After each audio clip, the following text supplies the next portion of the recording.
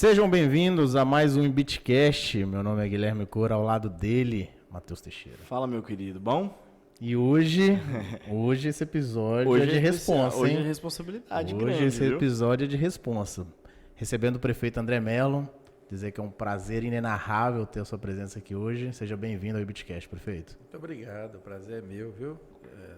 Prazer estar aqui com vocês e novo empreendimento seus aí, eu fico encantado com os jovens. Parabéns. A gente fica muito honrado. Não podia ser outra pessoa para abrir o calendário político, vamos dizer assim. Pra abrir essa Tô abrindo. Nós já estamos. O seu episódio vai ser o 20º episódio. E a gente. 21º ou 20º? 20º, né? E a gente não entrou no assunto político exatamente até para questão de receber um grande nome da política de Valadares, para a gente poder estar abrindo esse assunto político aqui no Ibitcast. Obrigado. Então, ótimo. Ano político, né? Exatamente, né? Propício, a gente tem que conversar sobre. Tá certo. Vamos pro Paga Nós antes de a gente continuar o papo? Vamos para quem faz isso aqui acontecer. Agradecer primeiramente a House Malt Cervejaria. Se você quer ter uma experiência completa de beber uma House Malt, a melhor cerveja artesanal da cidade, você pode ir até o bar da House Malt, lá no Lagoa Santa, e apreciar de mais de 13... Mais não, acho que são exatamente 13, hein? Acho que eles falaram 14, não? Então são tem mais de 13. Ainda. Tem 14 torneiras com diferentes sabores de cerveja artesanal. Um atendimento fenomenal, comida boa, drink também para quem não bebe cerveja. Então vá até um bar da House Malt. Se você não gosta de sair, você quer ficar em casa no conforto da sua casa, tem um Beer Box. Você aponta a câmera pro QR Code que está na sua tela, vai ficar passando aí durante o episódio, e assina o Beer Box para chegar todo mês 4 rótulos e alguns brindes ainda na sua casa, no conforto da sua casa, certo? E por que nós não estamos bebendo hoje? Porque hoje a gente precisa de uma... A gente tem que ter uma responsabilidade a mais, né? Hoje, por responsabilidade, por ter um assunto sério, por estar recebendo uma figura. No copo da House Malt, mas é água. Hoje não tem bebida alcoólica. Exatamente. Mas eu não sou da vigilância sanitária, não, hein? Pode. Agradecemos também a Sinergia Energia Solar. Para você que quer se livrar das contas altas, você também pode apontar a câmera para o seu QR Code que está aí na tela e fazer o seu orçamento, se livrar dessas contas altas de energia e colocar o sol para trabalhar para você, não é mesmo? É isso aí. Você tá doido. Você está pagando conta de energia ainda, pelo amor de Deus. E por último, temos a Backstage, que hoje está com a gente. Para você, homem que quer renovar o seu guarda-roupa, você que quer ter personalidade no seu estilo, você sabe que profissionalmente isso é muito importante, você tem que se preocupar, estar alinhado. Então lá na Backstage vai ter tudo para você lá. Também tem um QR Code aí para você apontar a sua câmera no canto da tela e conversar diretamente lá com o pessoal da Backstage. Lá é só roupa de primeira, né, bicho? Só roupa de primeira, só qualidade. Só qualidade. Você procura qualidade, Backstage. Isso aí. Vamos pro papo? Hoje o papo vai ser bom. Hoje eu tô até tremendo aqui, rapaz. Tô nervoso. O seu tá na reta, né? Ué. Perigoso. Tá, não, pode ficar à vontade. Prefeito, antes de mais nada, acho que a gente gosta de começar sempre ouvindo a história dos nossos convidados, como o nosso convidado caminhou até chegar na posição de destaque que ele está hoje. Então a gente queria, como é que foi o início da vida do André, como é que construiu para chegar nessa referência que hoje é aqui na nossa cidade? Bom, eu sempre gosto de ressaltar que eu não nasci numa família política, né? Política de tradição. Mas eu tive sorte de ter um pai, principalmente meu pai, muito politizado, né? Sempre... Apesar de pouco estudo, ele sempre leu muito e sempre gostava da política classista, sempre levando a gente a pensar nisso, né? A importância das representatividades, né? Enfim.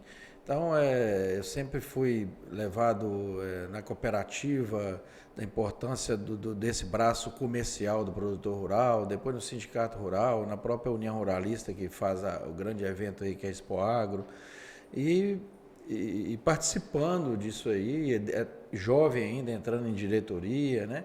Então, muito participando na vida classista, né? Ali, defendendo a nossa classe. E aí, pude perceber a importância da política, né?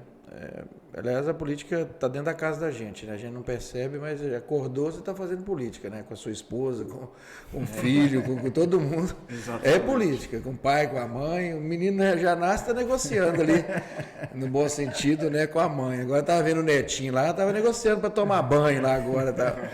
Então é política, né? Então, mas eu não nasci numa família de política partidária, né? Meu pai... Não tem um parente mais próximo que foi vereador, que foi deputado e tal, nada disso. E jamais imaginava participar da política partidária.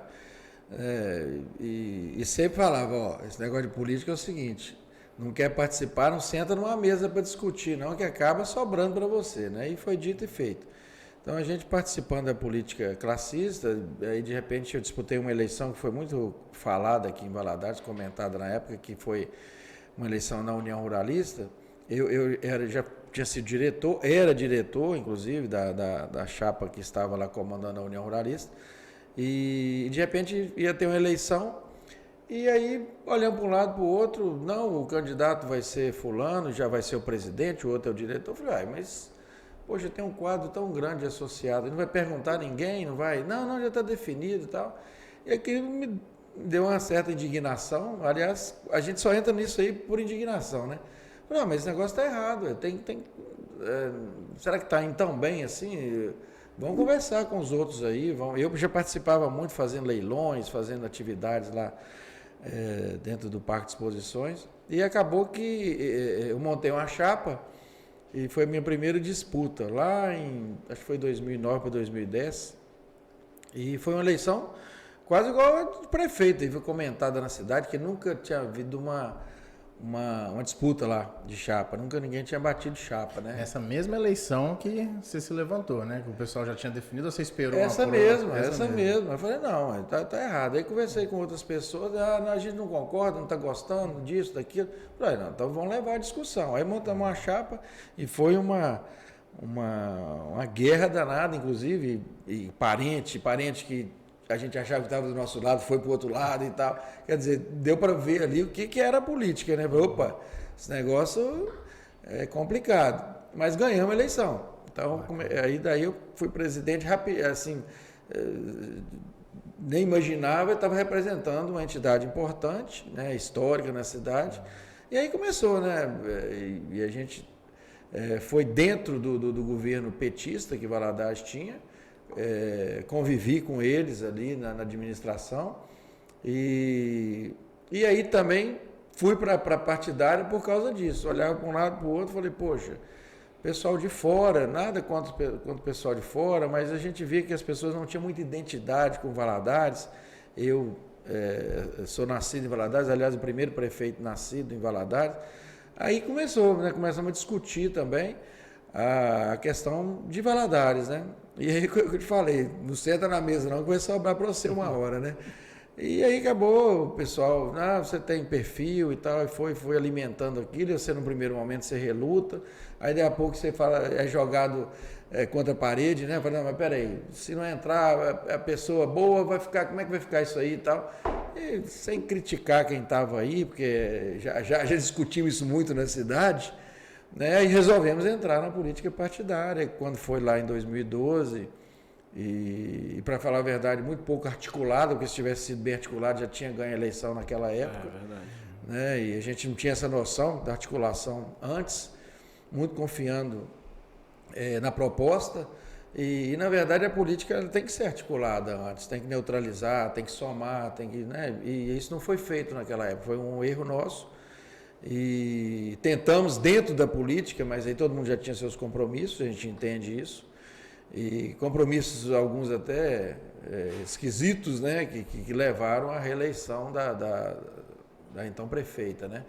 Mas, enfim, foi um aprendizado muito grande, o nome ficou marcado, e aí também eu peguei e voltei para a minha atividade, né, logo em seguida, vamos ver se nós vamos no próximo pleito, mas já tinha um recall bacana.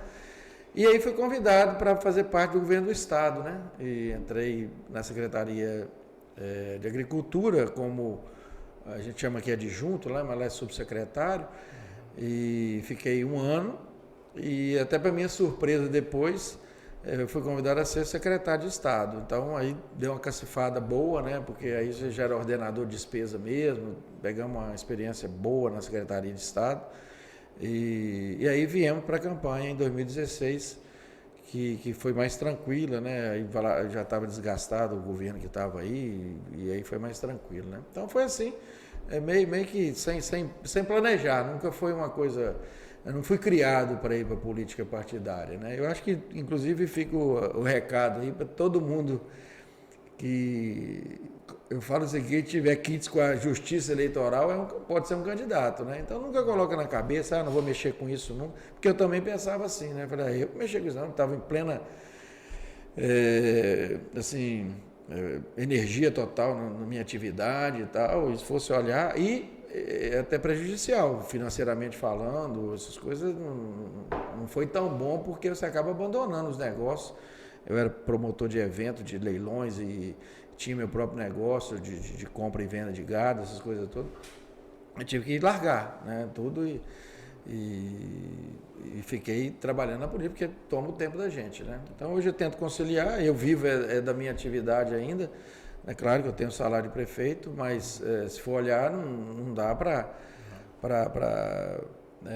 para levar assim, a vida só com salário de prefeito, não menosprezando os outros salários aí, mas por tudo que a gente faz aí, né? Então tem muita despesa mesmo, né? Até hoje, graças a Deus, por exemplo, o prefeito de Valadares, ele não tem nenhuma outra ajuda a não ser o salário, né? Como outros cargos políticos aí têm de tanta ajuda, tanto, né? Até de se vestir, né? Não, a gente tem que se bancar para ir a Belo Horizonte, se eu quiser ir a Belo Horizonte, se não for numa passagem que foi licitada pela prefeitura e tal, eu não consigo nem de avião. Se eu for de avião, tem que pagar do meu bolso, né? Então isso tudo custa, acaba consome o salário, se a gente for olhar aí, sabe? Mas enfim, eu sou muito feliz porque eu sou o primeiro valadarense, vai ficar marcado na história, né, a ser prefeito, nada contra os de fora, novamente, teve muitos prefeitos importantíssimos em Valadares, mas é uma questão de geração, né? Agora que chegou uma geração, e acho que também eu animei muita gente a entrar na política, né? Porque era uma coisa meio longe, né? Isso aí era distante, né? Ser prefeito, vereador e tal. E aí não, acho que a rapaziada entrou firme aí, eu acho que a gente, com médio prazo aí, vai ter uma renovação bacana aí. Ainda mais, eu acho, depois de 2012, né, André? Que o fenômeno que aconteceu em 2012 impactou muito o cenário político em Valadares. Porque... Quase que a gente foi o Zema, né? Eu ia fazer essa comparação, inclusive. Se tivesse segundo turno, né? Se tivesse segundo turno, muito provavelmente. E tinha, né? Não sei se vocês lembram, né? Quando a gente fala que não planejou, mas a gente analisou isso aí, a gente fez pesquisa e tal, entrou com bastante profissionalismo. E Valadares foi anunciado que estava entrando na cidade, no hall das cidades, com 2 turnos, né? Em 2012? Foi anunciado no jornal, todo que tem canto. Aí, quando você vai ver, fizeram uma recontagem lá, faltaram 300 e poucos votos lá. Aí boatos voltou do motivo disso, mas enfim. Aí fala aí que, sei lá, tiraram o voto, e enfim, aí não adianta mais. Não adianta chorar pelo leite derramado. Teve alguma coisa, teve, né? Mas aí voltou para um turno só. E aí um turno só. Quem dividiu, tinha 5 candidatos, não sei se você lembra, 5 candidatos, né? E 5 candidatos, assim, 4 tinham potencial para ganhar a eleição. Então dividiu demais, né? Assim, os 4 aqui. Tanto que a prefeita ganhou com 23% dos votos. Imagina bem, ganhou a eleição com 23% dos votos. Então foi muito. Vamos falar assim, se fosse olhar, não foi uma coisa bacana, porque muito pouco voto, né? Para legitimar um prefeito de Valadares, né? Menos de um quarto, muito pouco voto, né? Uma cidade nessa proporção, né? Então, a gente até discute isso. Por que só acima... Alguém colocou isso na mesa. É só acima de 200 mil eleitores. Não entendo por quê. Por que não acima de 100, acima de 50, acima... Não dá para entender. Então, alguém arbitrou isso lá em Brasília. O mundo ideal é você ser eleito com 50 mais um, né? É isso que eu estou falando. O público votante ali está aqui. O custo é muito alto, se todas as cidades forem fazer... Mas peraí. Mas e o custo o benefício do custo? Da legitimidade da coisa, né? Então, eu acho que essa é a relação que você fez. Esse ano já foi diferente, né? Eu peguei as duas coisas ao contrário. Esse ano, Valadares teria um turno só, que seria uma vantagem muito grande para quem está na prefeitura, quem está na frente de pesquisas, coisas, né? Então, porque foi feito uma recontagem novamente, mas aí uma falta de 15 mil eleitores, que eu acho que é a imigração. Biometria, né? E biometria e a imigração também, né? Então foi feito isso aí, esse recadastramento, e não teria. E comprovadamente, já tinha sido publicado também que ia ser um turno só, Valadares. Eu voltar. Aí, de repente, o Supremo lá, por causa da pandemia, que tem a ver isso, que a nosso recadastramento aqui, ele terminou 15 dias antes de se falar do primeiro decreto presidencial de pandemia. Né? Aí, de repente, o Superior Tribunal Eleitoral, não vai valer a recontagem aí por causa da pandemia. Não tem nada a ver, tudo bem, se tivesse cidade que estivesse dentro da pandemia ali, é difícil o cara ir lá fazer a biometria, estava todo mundo com medo, né? Mas o nosso tinha encerrado já. Acabou tendo 2 turnos novamente, que foi ao contrário da viabilidade da eleição, né? Tanto que foi muito disputado aí, né? Mas para quem está assistindo e está ouvindo a gente, o prefeito pode me corrigir se eu estiver errado, eu acho que essa indecisão acontece muito porque Valadares está no limiar ali da quantidade de eleitores, né? Então, para você ter segundo turno, você precisa ter 200 mil eleitores. Me corrija se eu estiver errado. 200 mil eleitores.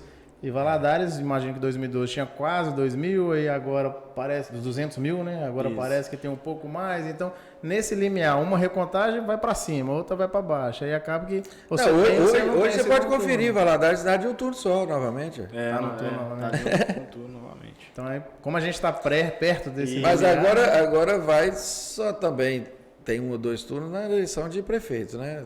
Deputado agora, não interessa, Agora não né? Mas aí vamos ver na época lá. 2024, né? Mas se acompanhar, não sei se dá tempo de chegar essa contagem. Eu acho que não, que ia faltar, acho que deu 185 mil, parece. Falta mas muito. Mas também ia dar um tempo para continuar ali, sabe? Ia ter um prazo ali, mas que as cidades que já tinham tido essa experiência, aí aumentava muito pouco o percentual. Né? Então, não teria mesmo. Agora vamos ver daqui até... A cidade pode crescer muito aí, nesses 2 anos aí, né? Vamos ver. A gente espera que isso aconteça, né? Que a gente tenha estabilido no segundo turno ali, que fique... Precisa firmar, né? Eu acho até engraçado, voltando em 2012, eu acho até engraçado você falar... às vezes, não foi tão organizado, porque a gente que estava... Em 2012, eu estava do lado de lá. Em 2012, a gente que estava no outro parâmetro ali de visão, a gente imaginava que era... Não, mas assim, eu só quero falar... era um exemplo de campanha pra gente. Não, mas eu estou falando em termos de... Do pré, né? Do pré. Mas de planejar, assim, de como nós fizemos na outra campanha, de articular com um outro possível candidato, de compor. Então, isso não foi pensado na época. Né? Aí nós entramos de uma maneira bem firme, porque senão também não faria... Não faria sentido, né? Sentido, né? Para fazer diferente mesmo. Né? Mas eu falo em termos de articulação antes. Né? Eu fui descobrir a importância de um partido naquele momento. Né? Ninguém queria o candidato. Né? Não sei se vocês lembram, o PDT que abriu a porta na época. Né? Então, eu não conseguia vaga em partido, porque já tinha feito compromisso aqui, tinha feito ali. Quase que eu não era candidato, porque não tinha partido. Então, você vê a falta que eu falo da articulação antes da eleição. Agora, depois que a gente entrou, isso aí era uma coisa... que eu sempre fui muito firme. Não, vamos entrar profissionalmente, assim, vamos brincar, né? Vamos entrar para ganhar. Tanto que se tivesse, inclusive, mais uma semana ou 10 dias, a gente ia ganhar a eleição. Muito provavelmente. E o cruzamento de segundo turno, se tivesse entre a gente e a Elisa, era 2 por 1. Mas é isso mesmo, né? Não adianta lamentar isso. Tudo a gente está aprendendo, né? Então, eu imagino que foi um aprendizado tão grande que depois... Foi aprendizado não só para quem estava nas campanhas, não foi só para a campanha do André, mas acho que para todas, mas para o eleitor também, porque depois, já em 2016, você vem aí com 80 e tantos % dos votos. Então, assim, eu acho que é também um recado que a própria população deu de que arrependeu de 2012. Isso. Né? Inclusive, não sei se você lembra, tinha as fake news já naquela época, mas era mais impressas, né? Saía o Jornal do Vale do Aço lá e trazia para cá falando que em segundo lugar estava fulano de tal, porque a tendência era de todo mundo descarregar o voto no segundo colocado. Aí foi aquela confusão, porque o segundo lugar era André, Dr. Rui e Augusto. Todo mundo era segundo lugar. E as diferenças de votação aqui foram pequenas entre um e outro, né? Esse é 2012. Que vocês estão falando. 2012. Aí ficava todo mundo plantando que era o segundo. É porque o Guilherme não é daqui, né? Eu tenho um ano e meio que eu tô Ele morando tem um ano e meio prefeito. aqui. Então, tem muita coisa que eu vou ouvindo, E aprendendo. aprendendo durante Mas o de fato, 2016, eu acho que foi mais 86%? 2016, eu lembro. 83? 83, eu acho. Eu lembro que foi referência no estado, porque eu morava em Juiz de Fora na época, e eu lembro de ter visto notícia. Eles falam que no Brasil, no primeiro turno, acho que foi Bauru. Só Não Bauru. lembro, não lembro. Só Bauru que teve um 0,5% a mais lá e depois foi a gente aqui. Bacana. São duas coisas que acontecem com o André, né? É bom de voto e é o cara dos fenômenos diferentes das eleições. Não tem nenhuma eleição que não tem uma coisa diferente acontecendo. Ou é muito 2020 difícil, foi ou é muito pandemia, né? fácil. Às vezes... Tem muito jovem envolvido aí, dá energia. Prefeito, aí 2016 foi a sua primeira gestão. Como é que foi ela, o desafio de você talvez entender como é que funcionava? Porque você pontuou isso no começo da nossa conversa. É que você estava do lado indignado, vamos dizer assim, né? Como é que é você sair do lado indignado e ir para o lado da ação, de assumir a rédea? Quando primeiro a gente fez um plano de governo, até para apresentar na campanha, a gente procurou seguir esse plano e logo que a gente ganhou a eleição, a gente foi para um plano de governo mesmo, né? Então, uma equipe muito bacana, profissional também, pasta por pasta. E aí entramos, né? No dia 1º de janeiro, acho que nem a chave da prefeitura você achava, né? Mas eu falo que 4 anos é muito pouco para um prefeito de primeiro mandato. Eu acho que o prefeito tinha que ter um mandato só de 6 anos, sem reeleição. Essa é a minha opinião. Porque não adianta. Você trabalha com o orçamento da gestão anterior, no primeiro ano, você já está travado. Você não planejou aquele primeiro ano. Não é um orçamento seu. Né? Mesmo que seja um prefeito anterior responsável, tal, que faça um orçamento bacana para a cidade, mas ele não é seu. Né? Então você, por exemplo, se ela colocou, ou alguém, a gestão passada colocou um orçamento maior, uma pasta, e você quer aplicar mais na outra, você fica travado, você não consegue trabalhar. Então você já trabalha com o orçamento anterior e você demora aí no mínimo 6 meses para conhecer os números. Não é fácil assim, você chegar, não, vai ser, está na palma da mão aqui. Nós pegamos uma prefeitura que em termos de tecnologia era 0. Para vocês terem ideia, os programas da prefeitura não aceitavam mouse. Né? Era totalmente arcaico. Aquela tela preta. Totalmente. Então nós investimos muito em tecnologia. Inclusive é um legado que a gente vai deixar. Investimos muito em tecnologia na prefeitura. E ainda não está bom. Estou lá tentando trocar ainda sistemas lá, que a coisa não está legal. Como a gente tem um plano de governo aí que é a prefeitura na palma da mão. Não está na palma da mão ainda. Porque o negócio é complicado. Você conseguir todas as pastas ali, eu quero isso e está, né? Agora já vão soltar a certidão negativa online e tal. Mas isso é difícil, está perseguido isso desde o começo do governo. É lento, aí você tem que licitar. Até porque também é uma cultura, né, André? Não é um problema de Valadares, né? É uma cultura geral. Então, assim, para você mudar esse processo todo, virar a chave, é uma coisa muito lenta. Mas né? aí é complicado. Só voltando à gestão mesmo, como a gente já tinha uma experiência de gestão, esse também é um cuidado que eu sempre tive, é a gestão financeira mesmo da coisa, né? Aprender ali peraí, Valadares tem dinheiro ou não tem, afinal? Aí eu fui descobrir que não tem, né? Porque muita gente acha que tem sobrando, né? Ah, mas também falta. Não, não falta. Se fizer uma boa gestão, vai. Tanto que a gente nunca atrasou. Nós trouxemos o pagamento do funcionário né, para os primeiros 5 dias. Antes não sabia, era dia 10 e não sabia se ia receber. Nós nunca atrasamos uma folha. Quer dizer, em cima de gestão ali. Então, não, é bem verdade que às vezes você atrasa um pagamento ao fornecedor, mas prezando sempre pelo funcionário, porque você deixa ele pagar a folha é um caos, né? 13º, que antes não pagava em dia, a gente passou a pagar. Então a gente veio organizando isso aí, mas isso você não consegue de imediato, né? Você vai então o primeiro ano para aprender. O segundo já tem eleição, que é o caso agora, assim. Então é uma coisa que quando tem eleição, você já pisa em ovos, né? Peraí, o que eu vou fazer aqui? Mesmo que não seja eleição direta para o executivo ali, mas você vai ter o deputado que apoia, o outro. Então é um problema. Então você pega 2 anos. Terceiro ano, então você vai governar. Aprendi, vou arrebentar aqui. Você não faz. Uma licitação tem hora que numa coisa média aí você gasta 6 meses para efetivar, se não for para a justiça, né? É outra coisa complicada isso aí. Então, os 4 anos, ele é muito complicado, só 4 anos, sabe? Eu acho que se pegar uma sucessão, né, vamos falar assim, do mesmo lado ali, você já acompanhar aquilo ali, eu acho que sim. Né? Agora, igual a gente pegou, era contra, tal, tinha um monte de número que não batia e tal, né? Então, é complicado. Então, eu acho que se fosse uma gestão só, um mandato só, acho que também ficaria mais tranquilo, inclusive para o gestor. Você já fica, depois do 3º ano, você já está pensando na reeleição. Uhum. Aí começa, já é o problema da reeleição. E aí muda o foco, e aí o seu muda grupo o foco. como um todo. Não vou fazer isso porque não é bom para a eleição. Você está na política, né? Então é assim, né? Então é complicado isso aí. Então foi bem complicado os 2 primeiros anos.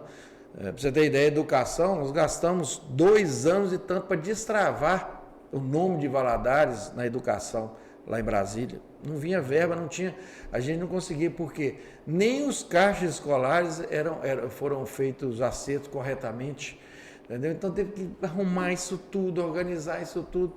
É um negócio complicado, entendeu? Assim, para você destravar o nome, até hoje a gente tem problema e era por causa de uma dívida anterior, né? Prestação de conta errada, não prestaram, não estou nem falando se alguém desviou recurso nem nada, não, prestou a conta errada. Uhum. E aí fica lá para a União que você está errado, então não vem recurso, você fica negativado, né? E aí vai. Antes da gente continuar, vamos receber uma pizza da Fornazo. Uma pizza para nós aí, prefeito? Pizza? Você engorda, meu filho, estou precisando fazer regime. Pessoal da Fornazo, você quer? André, você pode ficar à vontade se você quiser comer uma pizza da Fornazo. Nós temos aqui hoje 2 pizzas, 2 sabores diferentes. Uma é a nossa pizza, é a pizza do Beatcast, que ainda inclusive não tem nome. Pode sugerir um nome aí pra gente, você que está nos assistindo. E para você que quer pedir uma pizza na Fornazo, você pode contar também. Aquele gordinho que trouxe aqui, ó. Já tirou a banda, ó. Aí, Fernando. Já tirou a banda. Já tá valendo, tá pronto. Inclusive, ele já tirou da pizza do Bitcast.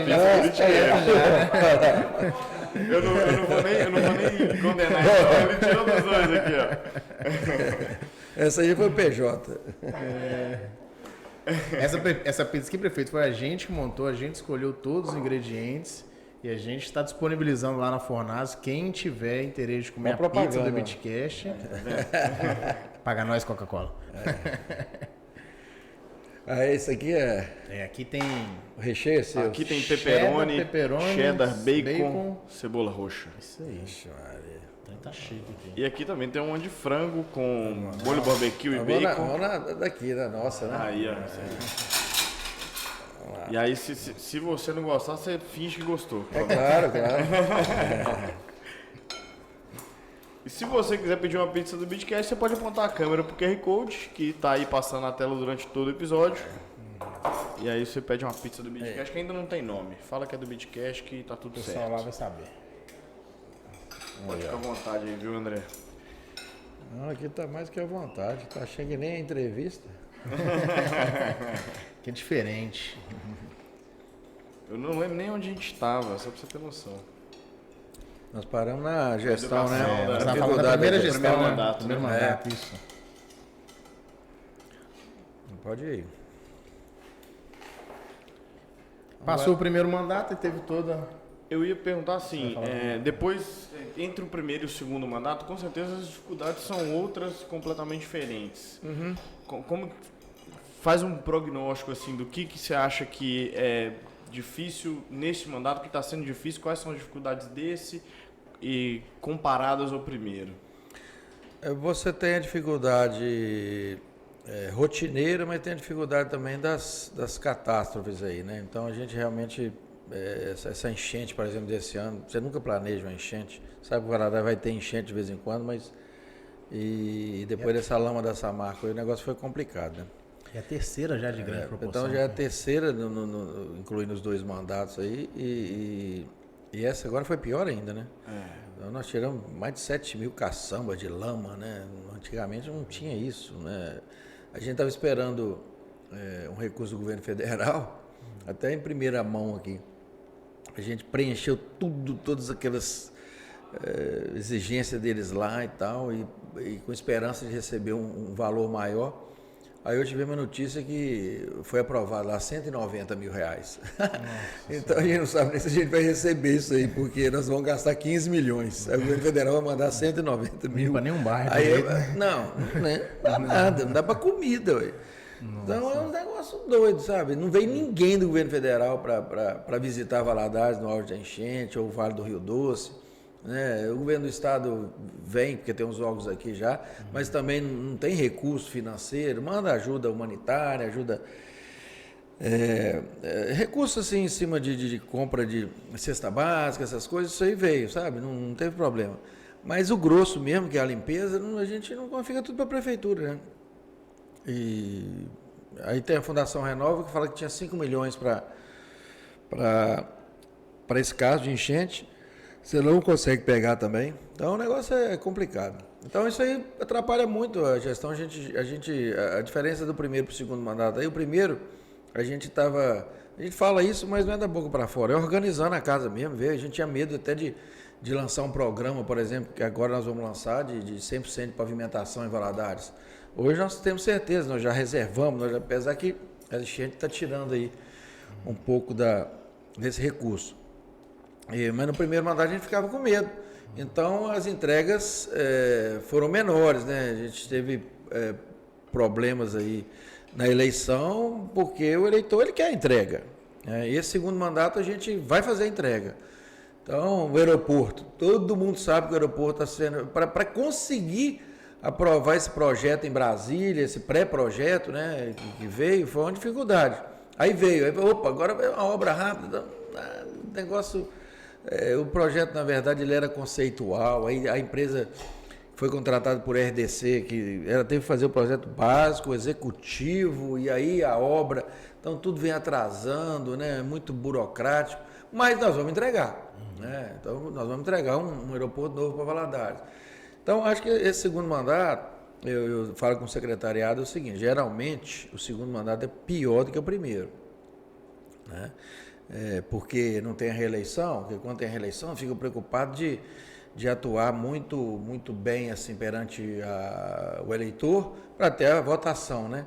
Nós talvez tivemos uma reeleição apertada aí, porque nós tivemos muitas ações invisíveis, vamos falar assim, um programa de computador que é muito importante, mas para o eleitor não vê, né? Muito complicado.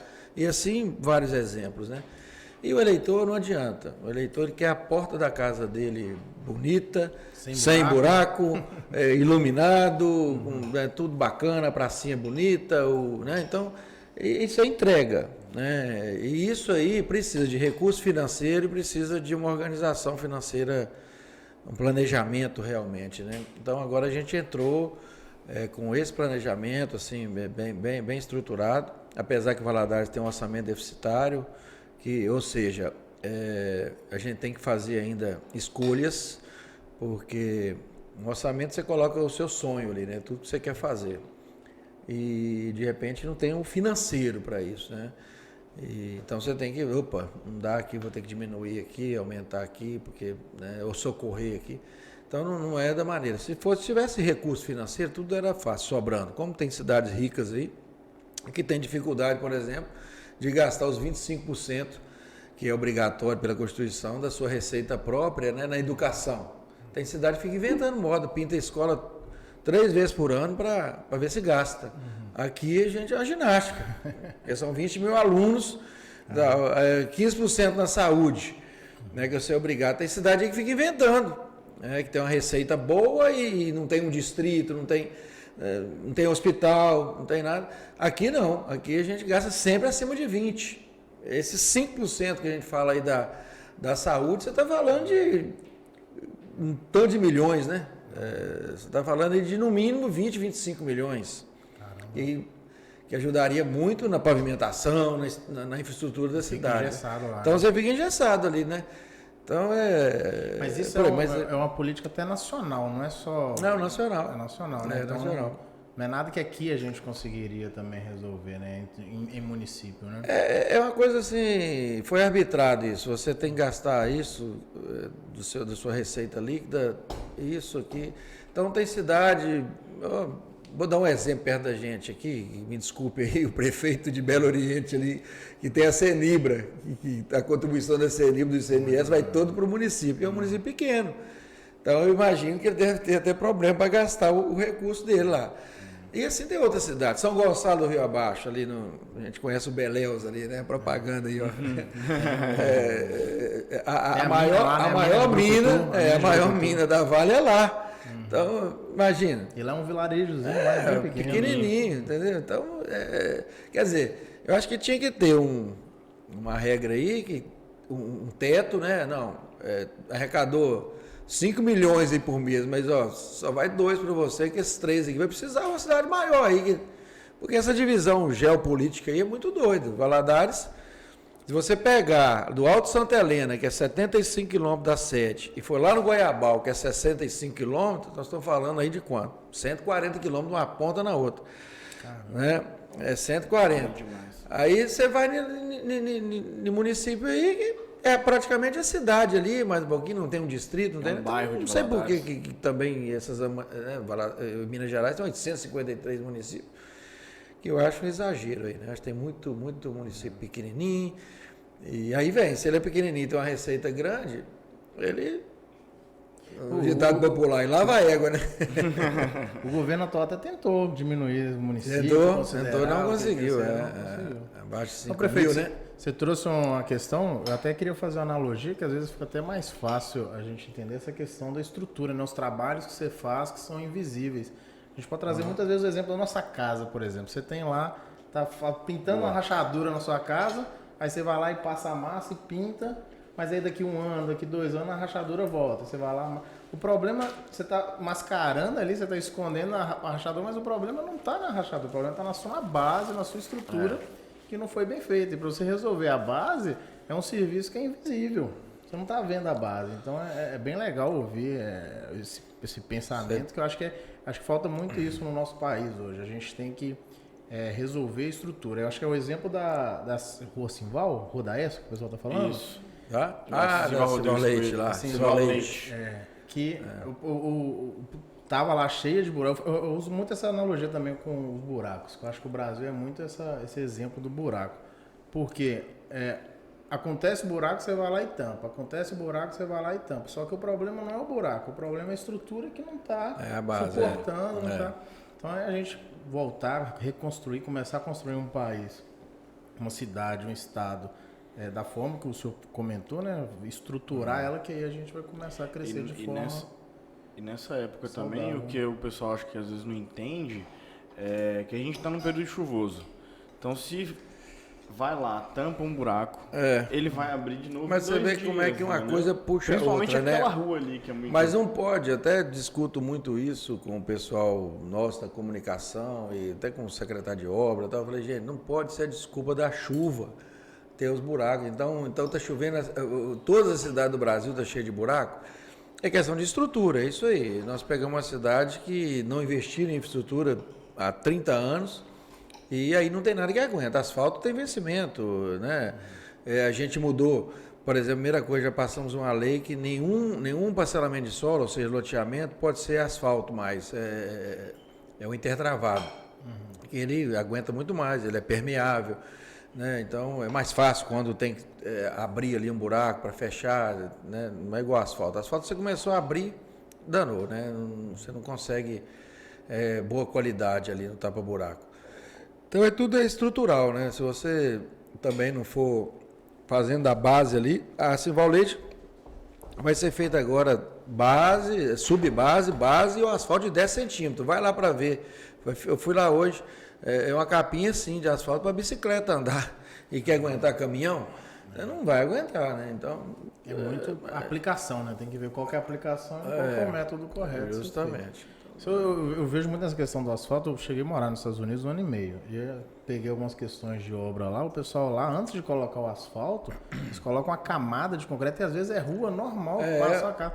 Eles colocam uma camada de concreto que você vê que tem muita rodovia que é concreto mesmo. Sim, você vê que a estrutura ali no Brasil a gente não tem essa cultura. Eu vi isso talvez uma das primeiras vezes agora na 381. 381 você também vê é a primeira vez que eu vejo aqui. Mas o nosso país a gente não foi construído com essa cultura de botar concreto debaixo do asfalto. E eu acho que isso reflete muito a questão dos buracos. Cada base tem que ser analisada, né? Para colocar o que vai colocar ali, né? Então, eu olho isso como tudo. Né? Se a gente não tiver, por exemplo, uma boa educação, como é que você vai querer arrumar o país ou a cidade? Verdade. É uma questão estrutural. Né? Não tem jeito de você mexer com gente sem educação e querer implementar uma política pública boa. É difícil, né? Tanto que a educação a gente nunca contingenciou, não. Sempre deixou o prata trabalhar lá para ter resultado. E a coisa que eu acho que é mais rápido é a educação, né? Coisa que gira rápido ali. Um menino de 12 anos, e 4 anos ele está votando. É muito rápido isso aí. Né? E se ele não tiver uma boa educação ali, vai votar em quem? Vai votar em quem fizer mais gracinha, né? Então, por aí vai, né? E hoje os meninos estão politizados, pode perceber aí. Os meninos novinhos aí estão dando opinião de adulto, né? Mas é porque já estão pegando a educação, não só de Valadares, mas de modo geral, melhor, né? Isso é importante.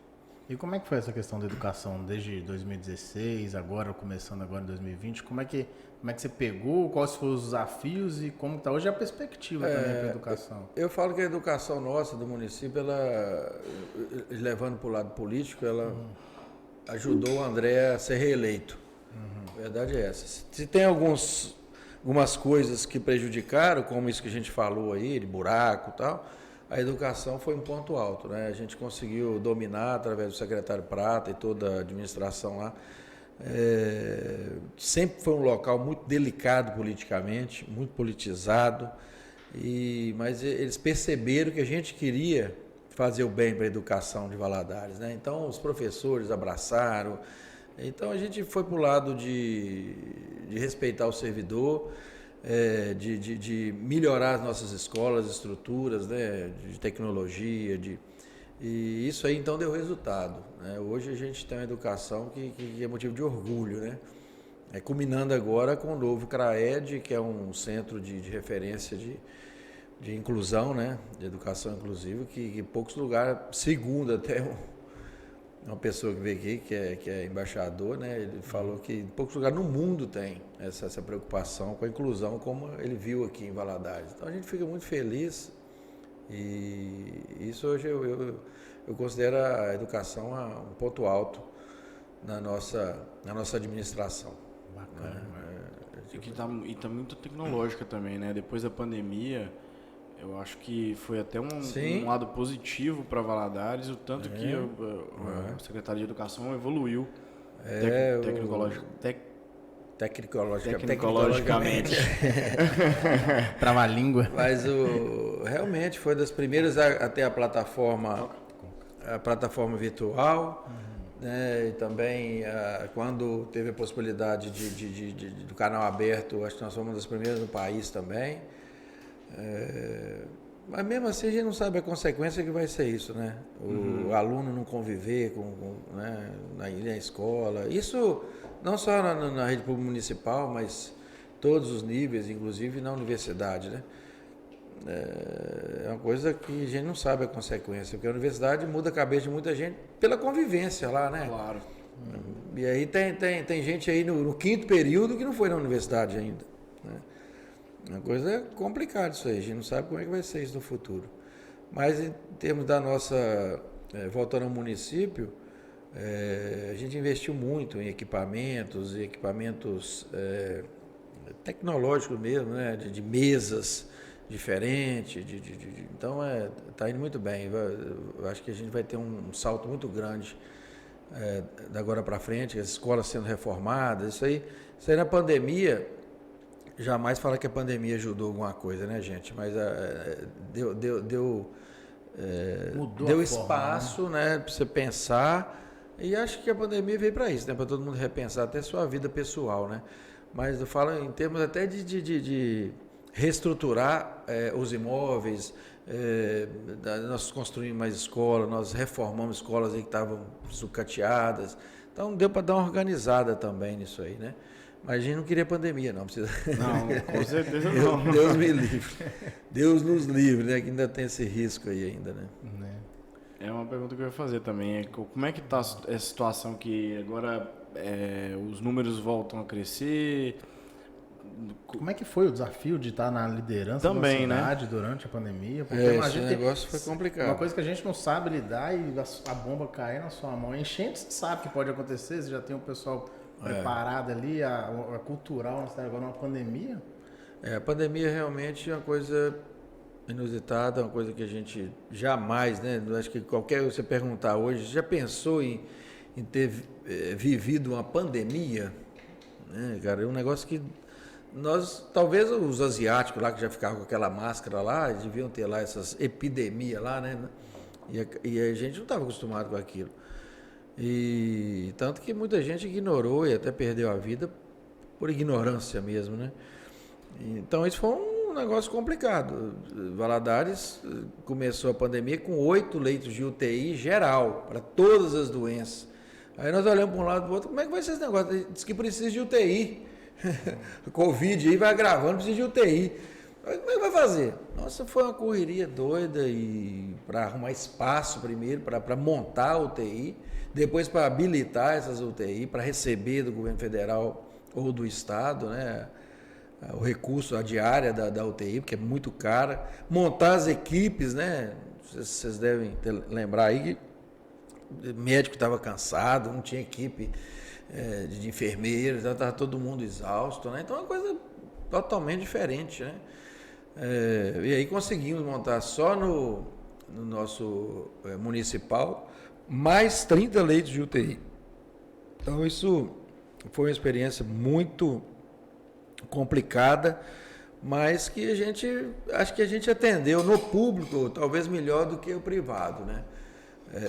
Mas não dá para ficar comparando também, porque todo canto teve muitas mortes e a gente lamenta muito isso aí. Valadares, mais de 1.400 talvez, né, em torno disso aí. É muita gente conhecida, porque é uma cidade do interior, a gente conhece muita gente. Mas vai deixar um legado também, né? A gente espera que esses leitos aí, pelo menos a maioria, fiquem habilitados em Valadares. Agora a gente está tendo a notícia que a partir do mês que vem o Estado não vai bancar mais leito. Aí é uma briga agora de questão de recurso. Tem um custo de manter também, custo, né? É altíssimo, né? Um leito comum de UTI deve custar em torno de R$ 1.500 por dia. O da Covid custa de R$ 3.500 a R$ 4.000. Nossa Senhora, é muito E a gente recebia só pelo comum. por dia. A diferença ficou para o município. A diferença ficou para o município. Então, foi complicado isso aí. Complicado. Agora, também vamos fazer justiça. Veio um bom recurso do governo federal, onde muitos prefeitos tiveram problema, e quando eu vi aquele recurso vindo, a gente instaurou uma comissão ali para cuidar daquele recurso mesmo, né? Que pode fazer compra de todo jeito aí, porque é emergencial, não sei o que. Eu falei, opa, não vamos entrar nessa não, porque isso vai dar problema. E como está dando aí Brasil afora, mas graças a Deus a gente só comprou com licitação, com essas coisas, só quando podia mesmo, fora. O emergencial também é uma licitação, né? Uma compra, né? Então isso ajudou muito o dinheiro do governo federal no primeiro momento. Do Estado não veio tanto recurso, mas só do Estado dar celeridade aos processos para habilitar os leitos, isso é muito importante. Eles bancavam quando não estava habilitado ainda, ali tipo 1 mês, 2 meses, depois recebido do governo federal, né? Então isso foi uma luta grande, né?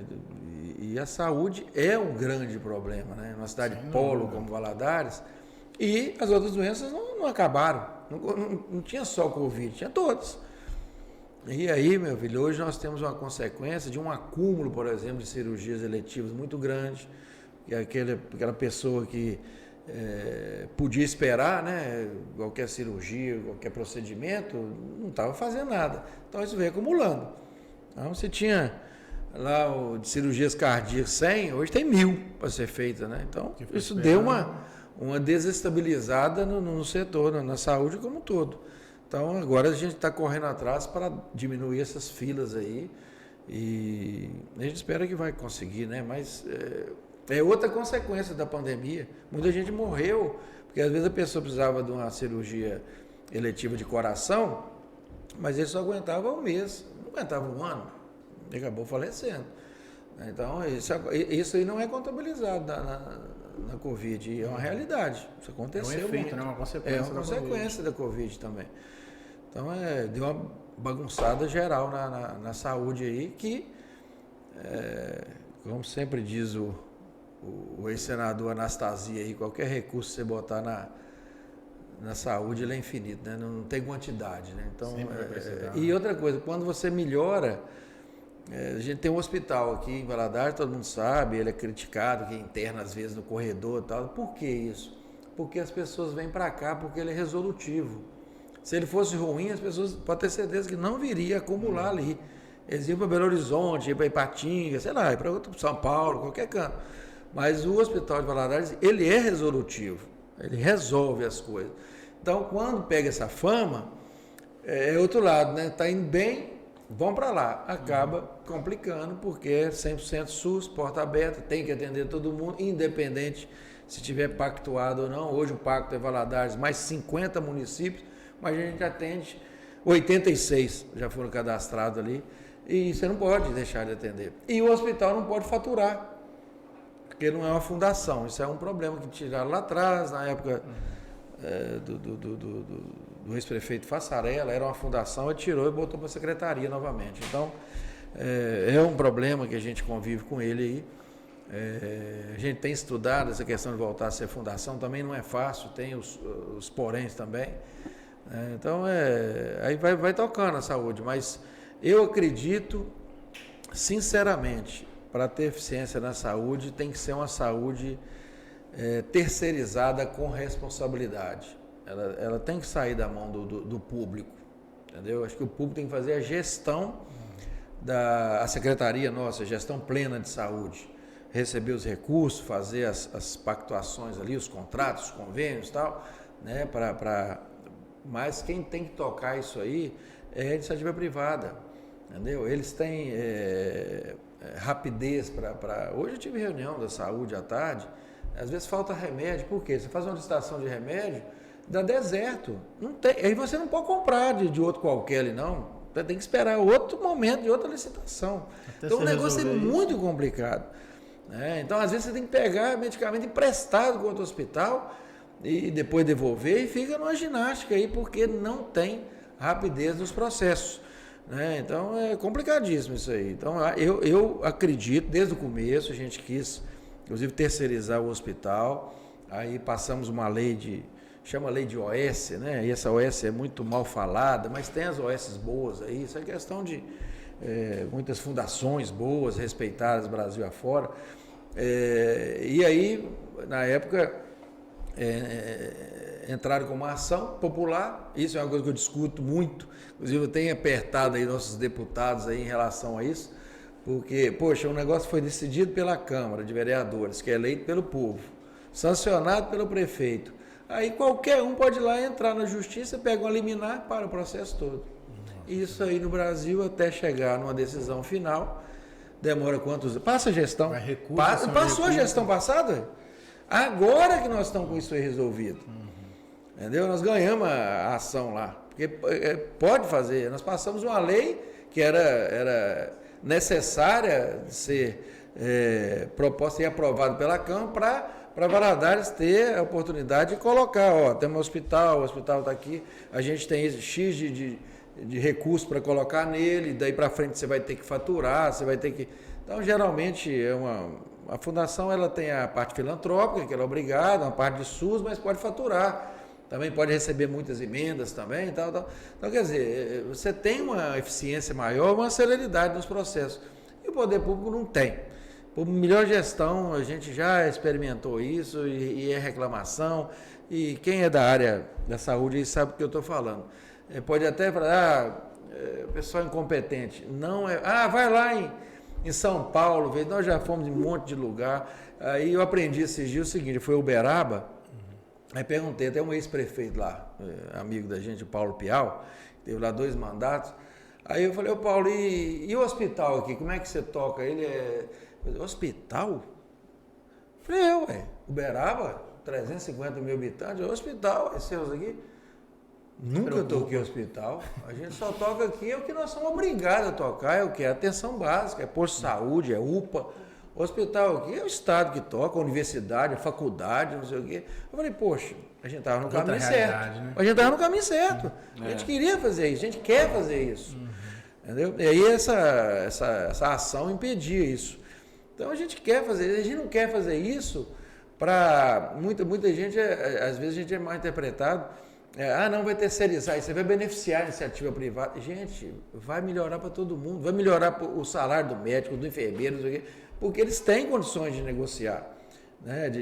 A gente, para aumentar um plantão médico, tem que passar pela Câmara. É uma tristeza. E quando aumenta lá, dá um impacto de maneira dominó, complicado, sabe? Então, eles não, eles têm iniciativa privada, é diferente da gente, é ágil, né? Eficiente, né? A gente, é claro que a gente sabe que tem os problemas no Brasil, e dos ineficientes, e que quiseram roubar dinheiro, vai ser preso, né? Quem fizer isso vai ser preso. Então, a gente não pode partir desse princípio, e vai terceirizar e vai entrar um ladrão ali. Não, se ele for ladrão, ele vai responder pelos atos dele para lá e pronto. Então, a gente está trabalhando nesse sentido aí, para ver se melhora ainda mais, porque o sonho da gente é o hospital ser bem gerido por uma fundação e a gente realmente dispensar a energia aí com atenção básica, que a gente ainda sabe, bate no peito, sabendo que isso é uma falha, apesar da gente ter muitos postos de saúde, muita atuação nisso aí também, mas pode melhorar muito ainda, se a gente tiver uma atenção focada no que a Constituição nos impõe, que é a atenção básica. Daí a média e alta complexidade, isso é o Estado e a União que tem que olhar. Só que como o hospital é nosso, nós temos que olhar. Aí eles enviam um recurso para cá que cobre metade. A outra metade, nós vamos deixar o hospital fechar? Nós vamos deixar ele pagar? É por isso que a gente, em vez de gastar 15, gasta 20 e tanto. Então é complicado. Então a gente tem que ficar, fazer a nossa parte e passar, quem for de direito, tomar conta lá, né? Nesse cenário, como é que fica o hospital regional? Porque eu sei que o hospital regional aqui é uma dor muito grande. Mas o hospital regional, inclusive, ele já foi licitado, já tem uma fundação que ganhou. Quando for para lá, a gente não vai mexer naquele hospital. Nós vamos ser mais um município conveniado lá e pronto. Vamos ser atendidos lá. Então, esse é o grande desejo nosso. Esse é o grande... Aí, aqui pode ser um municipal nosso, com uma bela maternidade, pediatria, para atender a população. Agora, trauma, vai ser lá. Aqui o trauma é porta aberta. Aqui chegou, moto, caiu de bicicleta, é ali, quebrou o braço, tudo é ali. Aí embola com quem não tem nada a ver com a urgência e emergência. E aí faz uma bagunça danada. Quem está precisando de uma cirurgia do rim, do coração, não sei o quê, embola ali também. Então a gente consegue separar isso aí ficaria bem melhor, né? Mas o hospital lá está complicado. Eu vi que recentemente uns meses atrás, teve um evento lá, como é que... Está parado, lá está parado, infelizmente foi tudo depredado, sucateado, roubaram os equipamentos que tinham lá. Isso é muito triste, né? Tudo por conta do Estado, isso aí, o DR que estava olhando. E é muito triste, muito triste. Lá a gente conseguiu o Fórum dos Prefeitos aí que eu faço parte, Valadares faz parte. Conseguimos 75 milhões da Fundação Renova, ou seja, oriundo da tragédia de Mariana, para o hospital. Para você ter ideia, no final do governo Alberto Pinto Coelho, antes de entrar o Pimentel, precisava de 30 milhões de reais para concluir o hospital. Tinha 85% dele pronto, né? De 80% a 85%. Gastaria 30 milhões de reais. Hoje, os 75 não dão para acabar o hospital. Eles falam que precisa de mais 50. Então, é uma coisa de louco, entendeu? Essas obras públicas aí, está lá parado. O que tinha lá dentro já foi roubado, que eu não sei quem que vai ser culpado disso, não sei.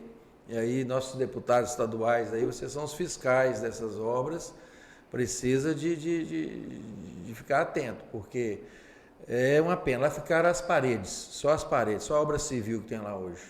Que triste. Está parado. Inclusive, um gancho bom é que a gente está em ano eleitoral, a gente falou no início, e isso é muito importante, essas obras grandes, essa situação que se encontra no hospital. Como você falou, é importante a gente ter representatividade em Valadares, que a gente sabe que hoje poderia ser maior, né? A gente tem um déficit de representatividade a nível estadual. Como que você vê esse cenário eleitoral para esse ano a nível regional aqui para a gente? Gente, vamos votar em quem tem ligação com o nosso município. Não podemos votar em 500 deputados diferentes. Estou aqui falando para eleger o fulano ou ciclano, depois na hora H nós vamos falar que a gente está apoiando, mas é uma questão lógica. Né? Valadares, toda eleição, são votados mais de 450 federais diferentes, mais de 500 estaduais diferentes. E aí, a gente não elegeu nenhum estadual. Eu considero que Valadares não tem estadual. Nós temos 3 federais, né? O Ercílio, o Euclides e o Leonardo Monteiro. Que geralmente era o contrário, né? Era difícil fazer um federal e tinha que ir mais estaduais. Agora a gente ficou sem estadual, praticamente. Né? Apesar que a gente, quando precisa, recorre a Celise Laviola, que atua na região, o próprio Coronel Sandro é da região também, mas teve muito pouco voto, no universo de 200 mil votos, é muito pouco para representar Valadares, né? Então, assim, vamos prestar atenção, porque o voto ele é único, individual, mas ele reflete no coletivo. Se a gente, votar em qualquer um aí, tá bom, não vai estar bom, não vai estar bom. Vamos prestar atenção, pelo menos quem é da cidade, né? Se a gente elegeu da cidade aí, já ajuda muito, né? Então, precisa da gente... E essa política regional, ela é muito bem feita em outras partes do estado. O norte de Minas é bairrista, o Triângulo Mineiro é bairrista em relação a isso. O sul de Minas, vocês elegem muito deputado. Vai lá pedir voto lá. Você não consegue, tem que ser gente lá.